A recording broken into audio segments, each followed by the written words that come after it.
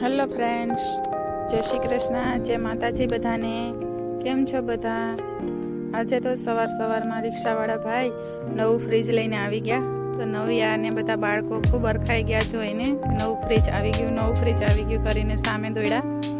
પછી બેને અને અલ્પેશે રિક્ષાવાળા ભાઈની મદદ લઈ અને મોટું ફ્રીજ હતું તો થોડુંક વજનવાળું હતું, તો જેમ તેમ કરી અને રસ્તેથી ઘર સુધી પહોંચાડ્યું. પછી રિક્ષાવાળા ભાઈની મદદથી બે ભાઈ બહેને ફ્રીજ અંદર લીધું.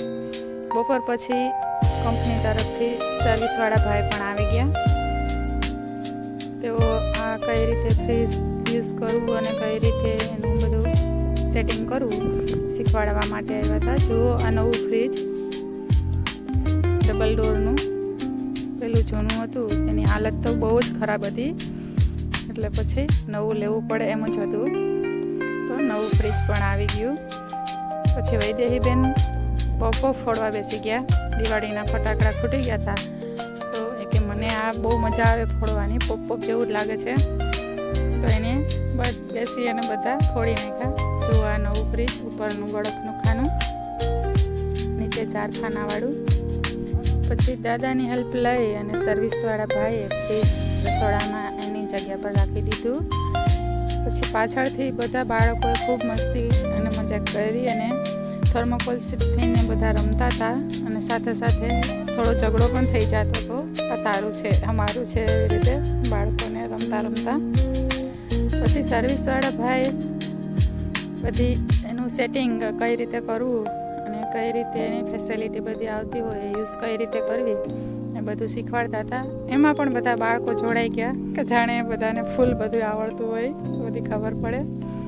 પછી સરસ રીતે સર્વિસવાળા ભાઈએ બધું સમજાવી દીધું દાદાને. ઉપરના ખાનાનું પણ બધું મેનેજમેન્ટ કઈ રીતે કરવું, મીડિયમ, સ્લો, ફૂલ કઈ રીતે કરવું, બરફ કઈ રીતે આમાંથી નીકાળી શકાય આસાનીથી, બધું ખૂબ સરસ રીતે સમજાવી અને પછી સર્વિસવાળા ભાઈનું કામ પૂરું થયું. પછી નવિયાબેન કે ફ્રીજ નવું આવ્યું છે તો એનું મુહૂર્ત તો કરવું પડે ને, તો ફ્રીજનું મુહૂર્ત હું કરીશ, સાથીઓ હું કરીશ. પછી તે ડીશમાં કંકુ અને ચોખા લઈ અને મુહૂર્ત કરવાનું ચાલુ કરી દીધું. નવિયાબેનને થોડીક ઉતાવળ હતી, કેમ કે એને કેશોદ આજે દાદા ભેગું થાર લેવા જવું હતું, તો થોડીક ઉતાવળમાં બહુ સરખું તો ન કર્યું, પણ નવિયાબેને મુહૂર્ત તો કરી દીધું. થોડીક ઉતાવળ હતી બેનને, તો બધા મને મૂકીને વયા જશે થાક લેવા માટે, એટલે ઉતાવળમાં જેમ તેમ કરી અને નવિયાબેન જતા રહ્યા. જુઓ, આ ફ્રીજ નવું અરીસા જેવું કામ આપે છે. અત્યારે તો નવું છે, તો બાજુમાં પડેલું નાનું તો બચલું એવું લાગે છે અને જોવું પણ ગમતું નથી, એટલું ખરાબ થઈ ગયું છે. નવું જોઈને જૂનું તો ના જ ગમે.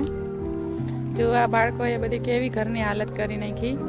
પહેલાં તો મારે આ બધું કચરું પોતું કરી અને સાફ કરવું પડશે.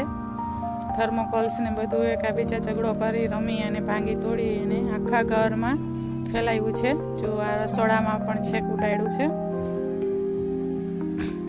પછી મેં બધી સાફ સફાઈ કરી અને જૂના ફ્રીજમાંથી બધું દહીં ને દૂધ ને છાશ ને અથાણા ને જે બધું હતું તે જૂના ફ્રીજમાંથી લઈ અને નવા ફ્રીજમાં મૂકી દીધું. બધું ચેન્જ કરી દીધું, કેમ કે નવું ફ્રીજને મૂકીને થોડોક ટાઈમ થઈ ગયો હતો, એટલે હવે તે ચાલુ કરી દીધું હતું. પછી બધું જૂના ફ્રીજમાં જે હતું તે બધું લઈ અને નવા ફ્રીજમાં ગોઠવી દીધું. નવું ફ્રીજ જોઈએ તો જૂનું ફ્રીજ તો ગમતું પણ નથી, અને આમ પણ જૂના ફ્રીજની હાલત બહુ ખરાબ હતી. જો આ ફ્રીજ ચાલુ, પછી છેલ્લે મેં પણ એક ફોટો